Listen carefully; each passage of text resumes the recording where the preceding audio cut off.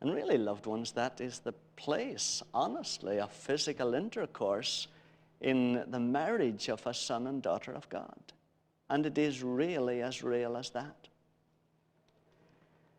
Such a contrast.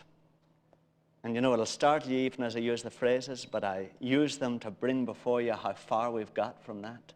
Such a contrast to kinky sex, to whipping bodies, to abusing and manipulating bodies.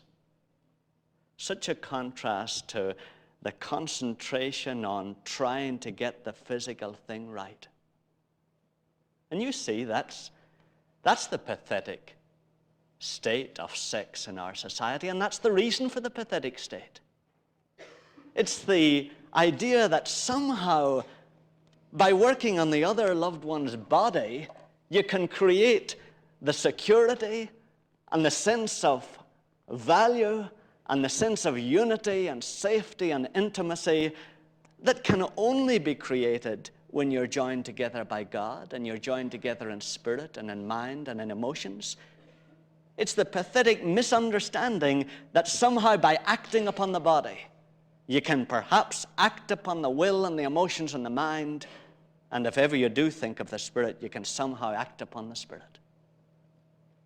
And that's why we experience such disintegration of our personalities. That's why we experience such conflict, because in here all the time our conscience is saying, no, it's not meant to be like that. It's not meant to be like that.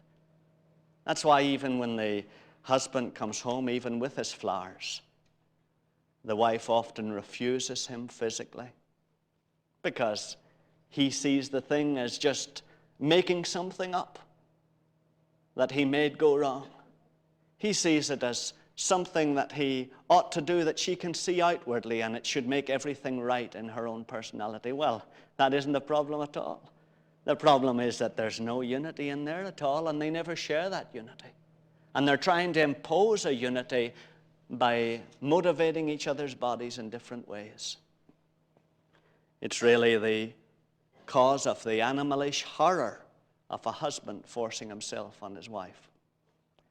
You can see it's so ridiculous, it's so grotesque in the light of what God has planned here that it isn't even worth thinking about. It's something to be drawn back from in horror. Because, of course, the beauty of real intercourse is that it's a deep, relaxing, mutual desire that comes from the very depths of people's spirits. And if there's ever any forcing, then there's nothing. There's nothing.